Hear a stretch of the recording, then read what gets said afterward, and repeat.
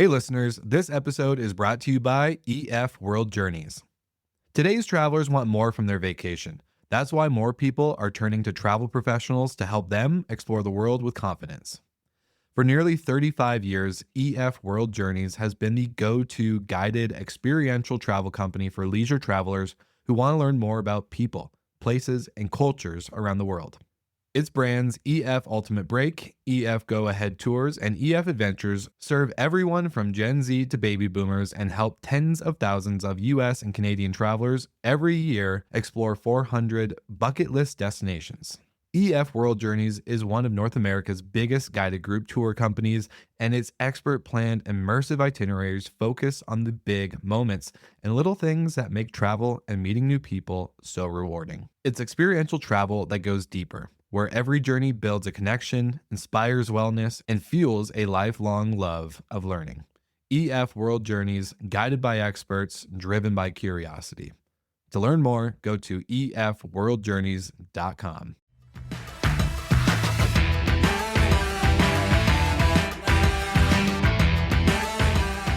Welcome, folks. Welcome to another episode of the Skift Travel Podcast. I'm Rafat Ali, CEO and founder of Skift, not the regular host. I'm doing this stand-in for the summer as I'm talking to people that I've connected with pretty much over the summer, honestly, in the travel industry that I like, that are doing something different, that I clicked with, and then we talk, we have a conversation.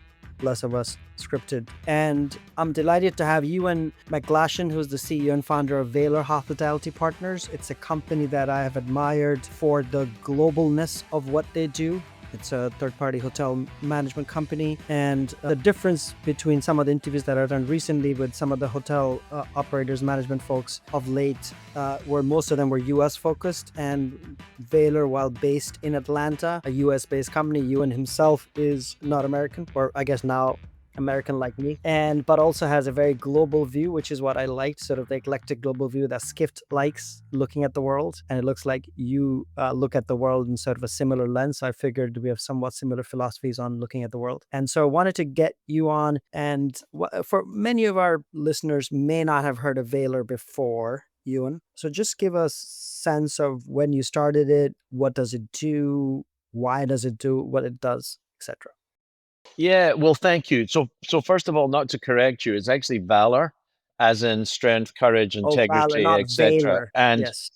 yeah, I'm from Scotland originally. So for me, when you talk about Valor, it really should have been the UK spelling VALOUR, but being American based and out of Atlanta, then we spelt it the American way, which is great. So yeah, I started. Look, I'd been in hospitality for 35 years, and well, I have been. And then back in 2010, I really there's a number of reasons why, but I left a position that I was in and had this brainwave to start what today is Valor. And the industry loves to call us third party managers, and I hate that term. I think it's shocking. So I call us a fully integrated management and operations solution. But we set out to represent owners around the world, manage their assets, develop their assets, rebrand, reposition, and everything between franchise with the big brands to small luxury hotels around the world, which we've done successfully. And today, I always say 12 years later, because you can write off 2 years for COVID. We lost 2 years of our lives. We're probably 100 hotels under management in something like 68 cities in 20 countries. So we've taken off rapidly. And I tell people all the time, I started as a reluctant entrepreneur, because when I started this, I kind of had to. It was really the only career choice after having spent my life working for other people. And today I'm kind of a serial entrepreneur and just absolutely love what we do. And when I looked at the market opportunity when I was starting the business, I just thought that space of this so-called third party management, I just thought it looked really stale and tired and old and boring. And I had limited culture, limited performance, and you kind of they were I just found a lot of the other groups like one trick ponies, and I wanted to create something that was fundamentally different. And so Valor was born, and here we are chatting about it today. So thanks for having me, Rafat. I really appreciate it. Yeah, and so tell us what makes Valor different, and where did the global focus come from? Was it you because of your background that led to? Because typically, a lot of companies in your world would focus on a specific country, if not just region. Yeah, look, I started, as I say, I started as a reluctant entrepreneur. I kind of had to do something, and then it took on a life of its own. And then an opportunity came to take over. We started in the US, and then a really good client of mine in the US set up a London office, and they asked me if I would come out with some of my team to look at a portfolio in the UK. And they were successful in winning that bid, and it was a share sale, so it came with a management company attached to it, which we effectively structured a buyout of that management Mm. company, and that kind of kicked us off in UK. I had spent 12 years of my life living in South Africa, so my kids were born in Mm. Cape Town, and my best mates are there, hotel guys, Mike and Tony. We started out in Africa as well, so that was in 2013 when we kicked off UK, and then we've kind of gone from there. When I'm selling to clients, it was a bit kind of comes back to my previous comment about why I saw market opportunity, is that I talk a lot about culture wrapped in commerciality, and that's really important for me. So, culture is everything, and we might get into that a little bit today. And then Yeah. commerciality, at the end of the day, our clients are hiring us because, yeah, they want to be best in class, but they want great commercial performance. And, I just got a few simple things in my life. When I left home at a really young age, but one of the things that my dad told me, I left at 16, 17, and he said people should feel better about who they are after they've met you than before they did.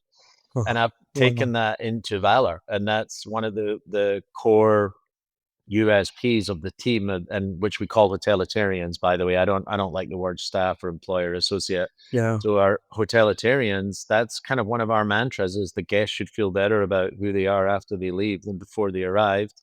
And then we talk about stuff like doing the simple things brilliantly. That's key for us. Is let's not get all tricksy and try to be the smartest person in the room, because if you're the smartest person in the room, then you're in the wrong room. So we simple things brilliantly is good. Being revolutionary rather than evolutionary is one of the Mm. things that we talk about a lot. And then, if What does again, I that said mean? we're What a does bit that of a mean? What does that mean? what was that? Yeah, yeah. What is that? So explain on being Revolutionary versus versus evolutionary. evolution. So Yeah, much yeah, of yeah. what happens in the hospitality business, you evolve, things evolve, and you accept the fact that the latest trend or the newest technology, yada yada yada, and we try to be a little contrary to that, I guess, and that we try to be revolutionary. Is instead of following the trends, we want to almost be part of dictating what the trends should be, and we just think about business differently. We don't, I say to people all the time when or when they say to me, who's your competition? I genuinely don't know, because I think if you spend your life looking at the competition, you're just trying to copy what they're doing and doing it better. And I'm not interested in that, because I think it takes away all your creativity. And we have such an amazing group of hotalitarians around the world.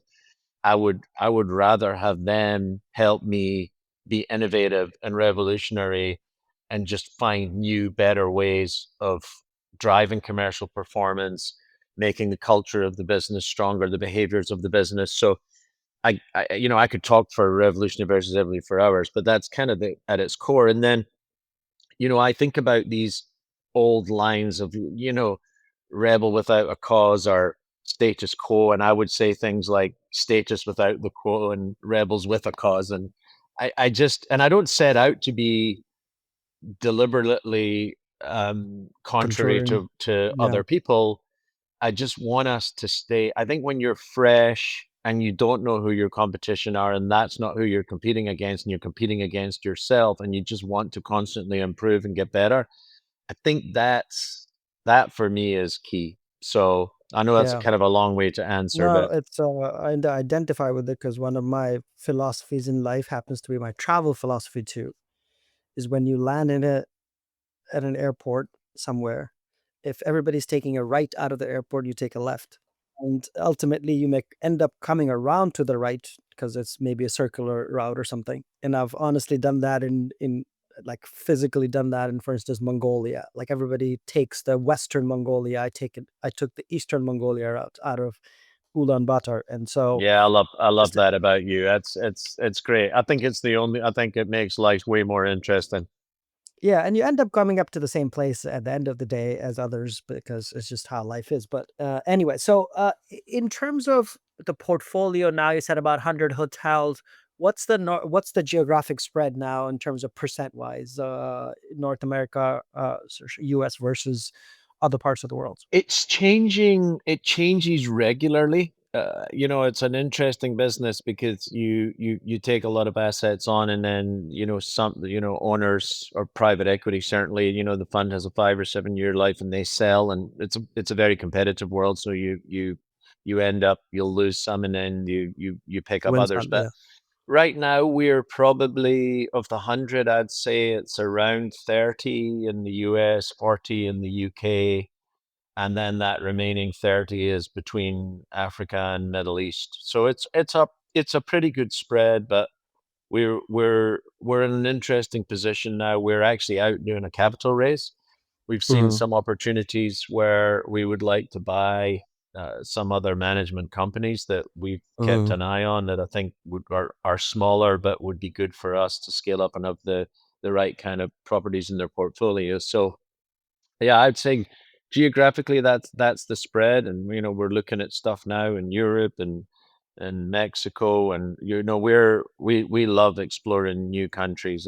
That's I don't know if you've seen our tagline. We came up with a new tagline recently for our new website, and it's called "A Whole World of Local," and we Yeah, love yeah. No, I that saw that. because the Yeah. experiences that we get from other countries is incredible, and it just helps to further mold us and just make us that little bit wiser as to what's happening around the globe. In terms of the flags that you have, is there a predominant brand that you work with, or is it spread across? And are there some independent hotels as part of it as well? No, yeah, look, if you look at the portfolio, so we're interesting because unlike a lot of our competitors, a lot of our world is franchise. So we have a lot with IHG. I think we've got Uh-huh. over 40 hotels with IHG. Then we do a lot That's with because of the UK connection for No, it's the way it or I evolved guess through Atlanta too, but yeah, personal relationships that I yeah. have with the group that I've had for a long time, dating back to when actually I was starting Valor, and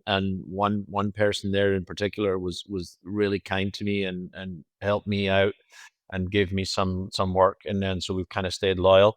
Hilton, I have an incredible relationship with. We do a lot with Hilton, and now more recently, we've started doing some work with Marriott, with Accor. We're looking to do some stuff with Hyatt.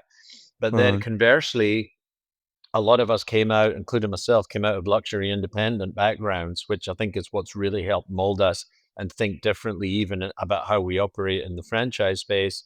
But we run safari lodges in Africa.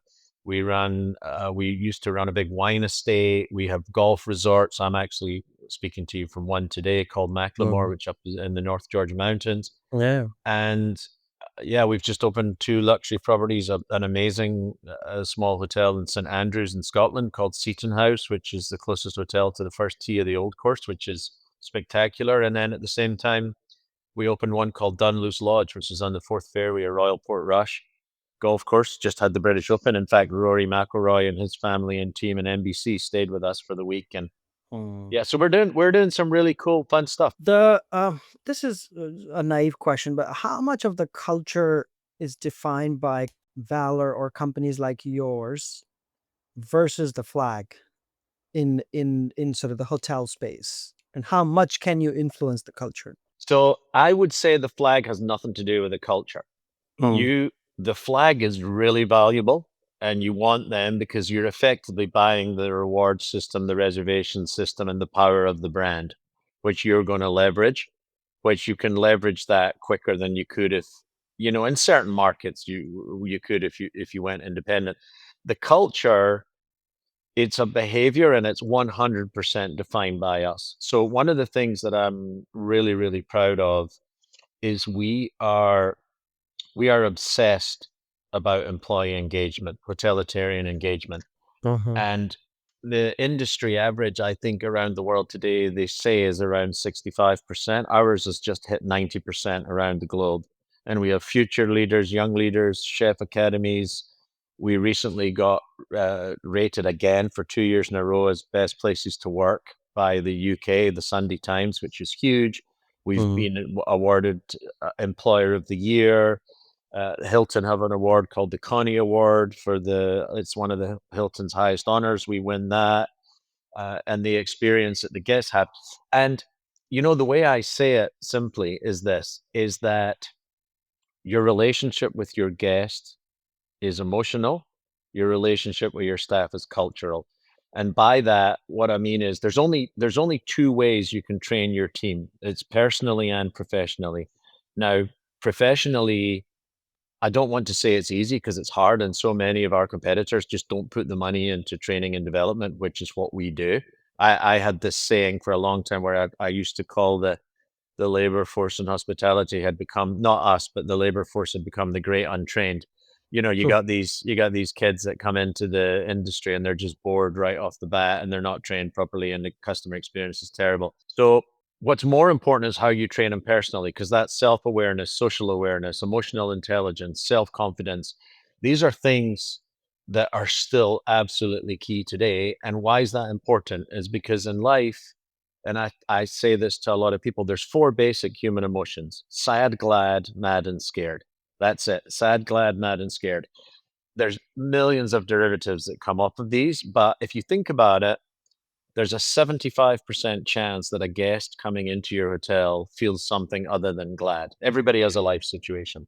Uh-huh. And if you want to be the best of the best, our hoteliers almost have to be like psychologists, because to come back to what I said earlier about people should feel better about who they are after they've met you than before they did.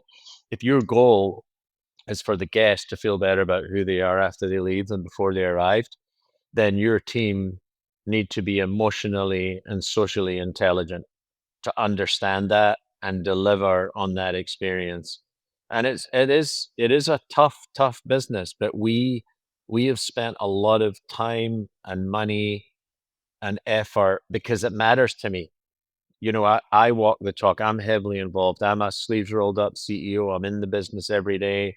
I'm Mm. out there with the teams, but it's critical because without a culture, you're taking a colossal risk that the guest experience will be a disaster. And so many times when I travel these days, I'm constantly disappointed by how little effort people are putting into that. And not Well, s- just the practical training, the personal development. And our hoteliers love that because they know we care about them. I mean, health and wellness programs, mental health and wellness. I mean, that's this where is we for spend a employees, you lot of mean, our effort. for employees. Yeah. Um, uh, Speaking of culture and sort of the culture of hospitality itself, I'm curious because you have a global remit. One of the things that I say, is that uh, the West, but particularly America, has lost the plot. This is a general statement, but also lost the plot, certainly in hospitality. It's become so transactional, particularly post COVID. And you come to New York, and at the hotels, the highest end hotels or any hotel, very rarely, versus the hotels, for instance, in Middle East or India or Southeast Asia, et cetera, et cetera. Um, would you agree with that assessment? How do you look at, for instance, the culture in any of your hotel in Middle East? A culture, hospitality part, meaning like what the guests face, and is it markedly different than US? And what's the challenge in, for instance, a country like US on just the purely teaching hospitality to employees? Well, there's enough material in that question for a conference. Yes, yes. Yeah, it's a brilliant question. I'll try to keep this simple. So first of all, there is a big difference. So in Asia, in Middle East, hospitality and being other person centered and caring for other people is almost a culture that you're born with, and it's in you from an early age. Mhm. And it's not subservient, it's other person centered. So they understand what I was talking about a guest feeling better. Mhm. And because it's a career, hospitality is a true career over in other countries, other continents, and therefore the training and development programs they have are deep and long, and it shows because the output and the quality of the service is just amazing. Mhm. In the US in particular, it's a vast market, but there is not the effort or the time spent on human training and development. It's just not there. I don't believe today that hospitality or the hospitality industry do a good job of promoting themselves as a bona Mhm. fide career opportunity.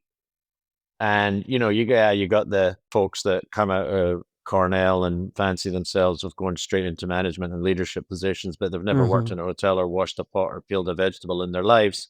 Mhm. And I don't think that's good either. I think, now a lot of people might be listening to this and hate me for saying that, but I think you've got to have worked in hotels. You've got to have your sleeves rolled up. You've got to be in the dirt and the grime, and you got to understand the business at its core before you can start leading the people that do the jobs. And there's a lot of hard jobs, but it comes back to that whole work made fun gets done. But I think training and development in the US is lacking. And Mhm. What about y- Europe? Europe, I think it's still better.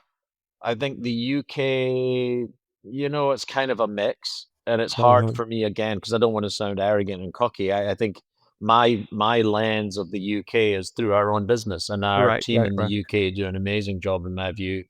A lot of the awards that we've won have come out of the UK, and that's where we spend a lot of time, and we actually don't really lose anybody. I mean, we have a future leaders program, so if a general manager does leave, the next general manager comes from within Valor.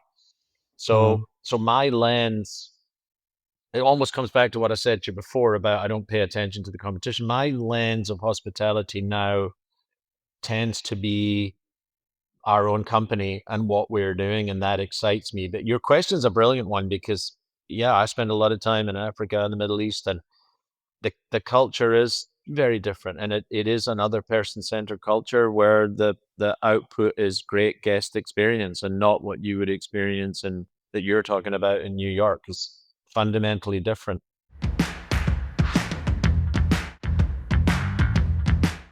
In terms of how you're looking at growth now, what's your KPI from growth in 2025? Is it just number of new hotels that you sign, new geographies that you enter?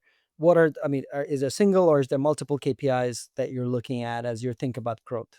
I I'm always careful on growth, because I hear a lot of people, or I see a lot of stuff in the press where, a CEO comes out and says, our goal is to be, 100 hotels in 20 minutes, or, Mhm, I'm mhm. being facetious, but they throw out these big Yeah, numbers. Nobody ever yeah. goes back to do the fact check, and maybe after 10 years they picked up five. So I'm always careful of that. I don't like throwing out numbers, and actually we probably turn away more business than we take, because there's Mm, certain rules that we have, and it has to be a good owner that we can build an emotional connection and trust with.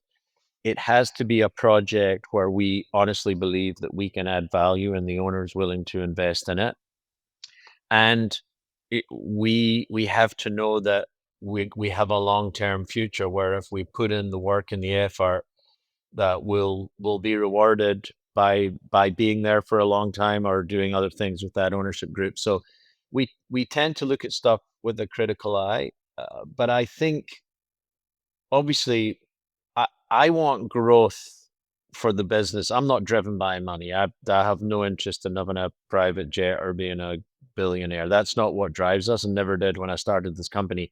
I wanted to build a company that leaves a legacy and provides a platform for growth for all the hoteliers. And so we need to grow, absolutely. Uh-huh. But it is not financial growth. It's growing in scale so that we can provide opportunity. And we've got probably 30 hotels right now that we have LOIs out on. I know the industry loves to use the word pipeline, which I shudder when I hear the word pipeline. I think if there was a Latin word for pipeline, it would mean in heaven. So I don't say pipeline, but we have got some really good LOIs signed, and so I tend not to get ahead of myself. I hate that question when people say to me, what does life look like in 5 years? Well, Uh, I think that's a weird question because, yeah, God forbid I'm not here. Who knows what might happen over the next 5 years? But I yeah, tend to yeah. stay present and in the now and focus Hmm. on what we can do now to be better. And by focusing on that, then the growth comes. So I know that's a kind of a long way to answer that, Yeah, but no, it's a very good it's answer. a hard And you, question. yeah, yeah. But in terms of, and because you're such a global company and the world is on fire in all different ways, in all different senses of the word, and your world is very much dependent on stability, or at least sort of investment in it is dependent on stability. So how do you think about what's happening right now with the borrowing cost or political volatility, etc.? So how do you, like, are you bearish on the US market, bullish, etc., etc.? So I want to get a sense of sort of the sentiment that you're in today. Yeah, look, between global uncertainty, inflation, wars, even back to COVID, when there's any sort of uncertainty, it's sadly the hotel industry catches every headwind first. Uh-huh. And when you're like us, you have to pivot very, very quickly and be fluid in how you make decisions and where we go. And be flexible and adapt. I think the US is still a strong market. So there's a lot happening here, and interestingly, a lot of new build is coming Uh-huh. back again. So we're working on a lot of new Outside construction of the for major cities, or is it in outside? yeah, a little bit outside major cities. Yeah. But there's still a lot of new build. UK is steady Eddie. UK is doing fine, and there's more coming. Europe's tends to be a little slower and a little sluggish, and I see massive opportunity in Africa and the Middle East, Uh-huh. especially in the franchise space, because before the brands were in there and they were managing, but truly the brands see franchise as their big growth opportunity because they just don't want to scale up in these massive operational platforms. Yeah. And often, the specialist operators like us often will do a better job because you'll just be more emotionally connected to the project and the owner. And Africa is a massive continent with huge opportunity. And Yeah. there's lots of countries that are opening up. I was on a call this morning about how Addis are in Ethiopia. They're changing their forex rules so that people can get Uh, money in and out. The investment that they're trying to attract into the country. So other than the few countries that are still just riddled with corruption, and you just need the politicians to get their heads out there, and just actually focus on their growth of their own region. yeah. There's massive opportunity in Africa, and the same thing in the Middle East. Yeah. So So so just we were an early adopter there of trying to educate the markets on franchise, and we've really got some good traction now. So just speaking of Middle East and Africa, let's go continent. Well, Middle East is Asia, but technically, but let's focus on Middle East. And so Middle East, you are where are you in UAE and Saudi, or at least early stages of Saudi? Yeah, our office is based out of Dubai. Yeah. So we've got a lot happening in Dubai, Abu Dhabi, the UAE in general, Uh-huh. um, Oman, Jordan, etc. But Uh-huh. Saudi, we are in Saudi. We've got a couple of projects that are about to open. Okay. Clearly, it's a market that you read about all the time that's exploding. Yeah. I think it does have a strong future, but we're still treading carefully. There's just so much development there. There's so much money going into it. At the end Yeah. of the day, you read about all there's thousands of hotels that are being developed, but once they're open, you have to fill them. Yeah, So yeah, we think carefully about which markets in Saudi we actually want to be in to know that we can actually fill the hotels and we can deliver a commercial performance that the owner's going to be happy about. But yeah, it's a massive region. And, we had an office in Bangkok that we closed during COVID for mm, Southeast Asia. It looks like we're probably going to move back in there. One of our clients is Thai based, and they've got several projects there. They want us to come back in and manage and asset manage for them. So hmm. yeah, there's real growth there. What about India? Are you in India yet? Yes, we are, but again, it's one of those markets where we will tread lightly and carefully. And when we go into a market, we take a long time. We go in, we spend some real money to understand the market. There's a lot of bad owners out there. There's a Yeah, lot of yeah, bad yeah. That's the projects. problem. So Yeah, yeah, we take a lot of time qualifying so that when we do actually decide to move into a market, that we're going in with the right people and we're not going to end up picking the wrong partners and being guilty by association and picking up a whole yeah. bunch of dirt that we don't need. Yeah, I mean, we just had the case of a core having to at least a false start in India, and then they had to reset the relationship, and now they're back in again with Interglobe, in or at least trying to be in a big way. So it'll be interesting to see what happens there. In terms of Africa, like I was looking at some of your portfolio, Senegal, Nigeria, bunch of other countries. You just said Ethiopia. You had a call. And so these are countries again, as like most of the American companies don't look at. They're certainly in need. I've been to Dakar, I've been to North Africa more than other parts of Africa, and you said you have hotels in South Africa as well. So what market excites, what country excites you there the most today? I'm a little biased because, I've got a deep connection to South Africa. Yeah. And I think it's probably outside of Namibia is the most stable. So South Uh-huh. Africa, I think there's still huge opportunity, and I think Cape Town consistently comes out in the top 5 cities in the world to visit, and the Uh-huh. the crime there is being dealt with, and people have this idea that it's crime ridden. It's not. It's actually probably one of the safer countries to visit in the world. Uh-huh. Then we love Namibia. It's an amazing country. Yeah. We've got 3 projects that we're working on in Namibia, which is exciting. We love Kenya. I've got a history with Kenya. My wife was born in Kenya, so I know Um, Kenya well. We're doing a lot there. Tanzania, Zanzibar, Mauritius. We're working in Mauritius now. We love Rwanda. We've got a couple of great projects in Kigali, which is an amazing progressive country. yeah.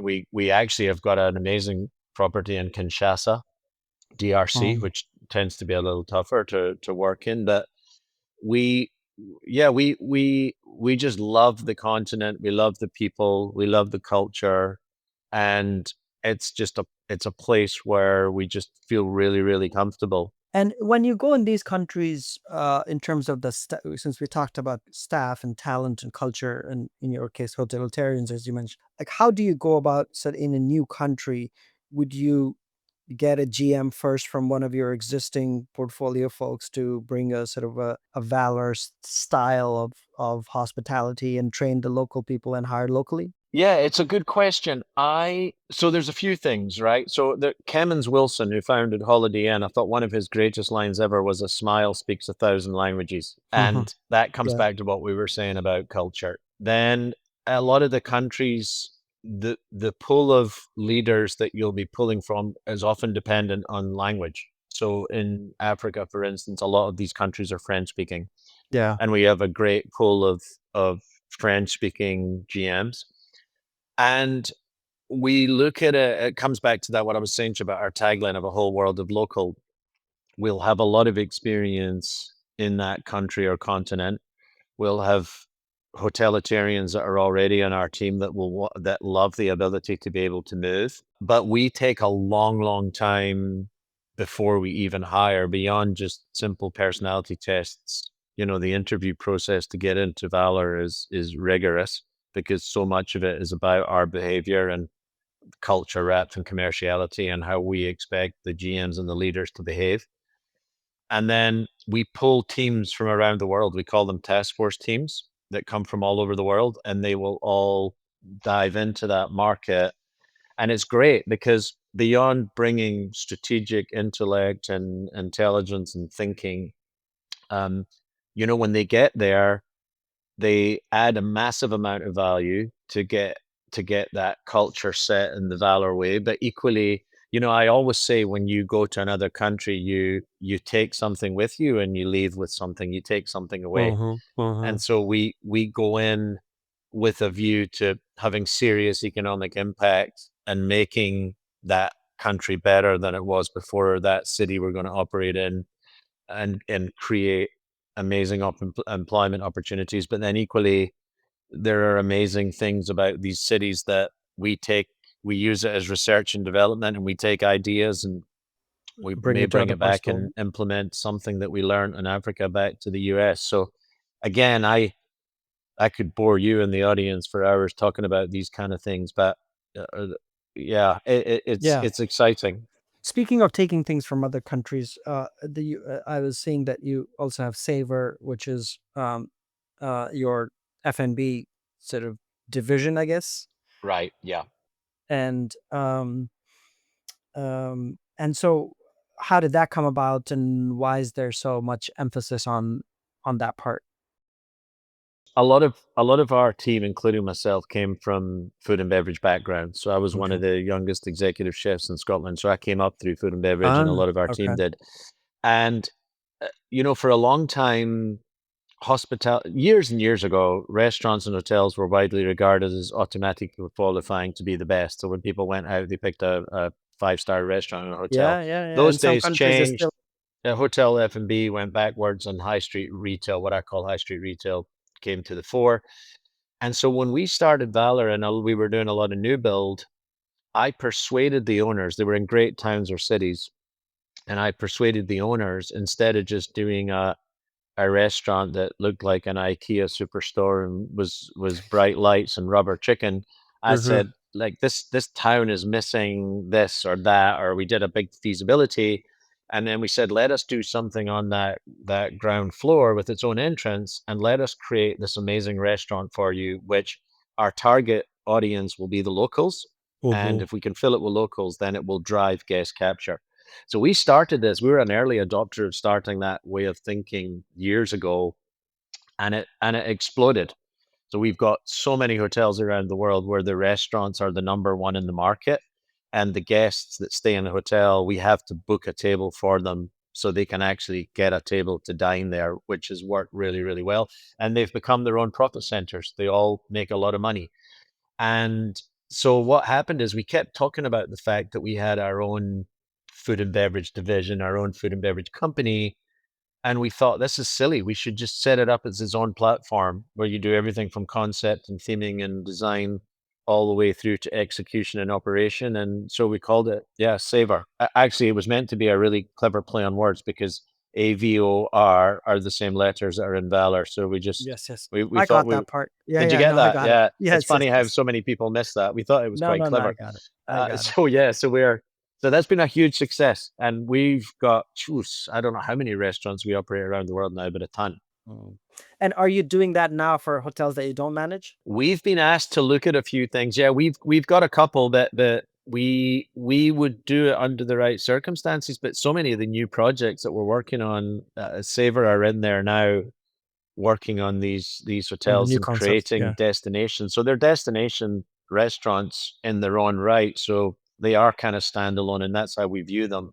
And the industry and the hotel industry should look at it like that, because F&B doesn't have to be a loss leader. Yeah, which is what the general sort of conventional thinking is. But I know many of the companies, whether it's somebody like Ennismore that Accor has owns a stake on, they're very focused on F&B, and looks like you are, and a few others are. Um, and I want to wrap up a little bit on sort of tech. And one of the questions I've been asking for many CEOs, in particularly in the hospitality world, is AI now a board level conversation or not yet? I would imagine AI is a board level conversation everywhere. It's Uh-huh. it's impacting our world, I would say right now, in a good way. So tech is always a question that I'm asked about. and where is tech headed? And there's two parts to the answer. So there's a new generation of traveler today that are very happy and willing to pay. And I don't know if this is because of COVID, but they do not want to check in at a computer unless it's a DoubleTree in some big city where they can just grab their key and go, right? You Or his don't, right? digital Yeah. key. Outside of that, they want human connection and they're willing to pay, but they want to have an experience that's engaging and authentic and entertaining, aesthetically pleasing. And we have to deliver that at a human level. And in order for our hoteliers to be an emotionally intelligent and present, we want to take away the hassle of the tech that's involved in actually checking someone in. So the tech that we're investing heavily in that we love is behind the scenes technology that makes us more efficient. You know, we have Wow. a central resource hub. A lot of what's in there now is AI generated because it's just so much quicker. You Wow. know, simple things like marketing plans, business plans, SOPs. We can do a lot of that now through AI, which just makes us more efficient and gets the Cool. GMs and the leaders from behind their computers and out front with the guest, which is where they're going to make a difference. And then, you know, we have an internal platform which is amazing, like an intranet platform called Work Vivo, which is huge and where all the teams from around the world, every single person, every line employee, manager, supervisor, we use that to share stories. It's an innovation think tank. It's just an amazing communication platform which helps us all stay connected. And so yeah, so and AI plays a part in all of that. And I think anybody who's ignoring it is making a big mistake. But I think used in the right way, it should help make the teams on the ground way more efficient and allow them more time to be out front. So it's Yeah. Are you using that's it the tech personally? I'm excited about. How is it personally changing your work style, or has it? Or work output, if not style, output? Like, are you using Chat GPT for things? Like, I'm using it a lot for tons of stuff. Evaluate. Yeah, I am an early adopter. I use Chat GPT. You know, I probably use it for it probably thinks, what the hell are you asking me that for? That's basic. But I am actually studying it and trying to be way more efficient about how I use it. I think it's exciting.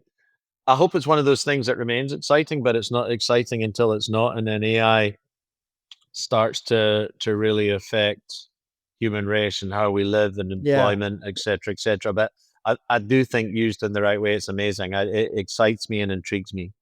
Yeah. We're evaluating a deal, and I'm trying to come up with the creative ways of a deal structure. And I just uploaded the parties' financials and our financials, and here's the situation, and here's what at stake, and the stuff that bankers will do. Um, Came out with like 6 ideas of how to creatively structure a deal. It's actually pretty good. This I did yesterday. Um, I was quite impressed to say, oh yeah, we can afford it. I mean, because it was a larger deal than we can probably afford today. So It's amazing. yeah. So anyway, it's interesting, very interesting ways. Well, thank you, Ewan. This has been fascinating. And again, I remain a fan of your global outlook. And we'll hopefully talk to you in a couple of years, and you'll be in many more countries, or many more hotels. And I would like to come and stay at one of your hotels, which I have not. I may have, for all I know. I just don't know whether. You're well, inshallah. That's what we say all the Inshallah. time now. That's from Yeah. being in the Middle East. By the Even Middle grace of East, God, inshallah. Yeah. by the grace of God. So Yeah. inshallah.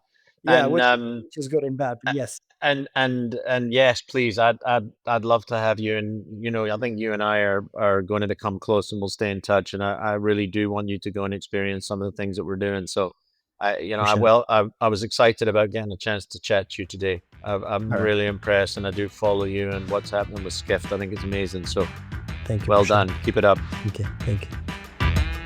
Thank you for listening to the Skiff Travel Podcast. Wherever you're listening, please make sure to subscribe. If you like what you're hearing, rate us 5 stars or leave us a positive review. It really helps get the word out about us, our podcast, and make sure that we can still continue to bring it to you free of charge every week. If you're watching on YouTube, be sure to like and subscribe. And don't forget to hit that notification bell as well. That way you'll know every time we have a new episode. Hey listeners, this episode is brought to you by EF World Journeys. Today's travelers want more from their vacation. That's why more people are turning to travel professionals to help them explore the world with confidence. For nearly 35 years, EF World Journeys has been the go-to guided experiential travel company for leisure travelers who want to learn more about people, places, and cultures around the world. Its brands EF Ultimate Break, EF Go Ahead Tours, and EF Adventures serve everyone from Gen Z to baby boomers and help tens of thousands of US and Canadian travelers every year explore 400 bucket list destinations. EF World Journeys is one of North America's biggest guided group tour companies, and its expert planned immersive itineraries focus on the big moments and little things that make travel and meeting new people so rewarding. It's experiential travel that goes deeper, where every journey builds a connection, inspires wellness, and fuels a lifelong love of learning. EF World Journeys, guided by experts, driven by curiosity. To learn more, go to efworldjourneys.com.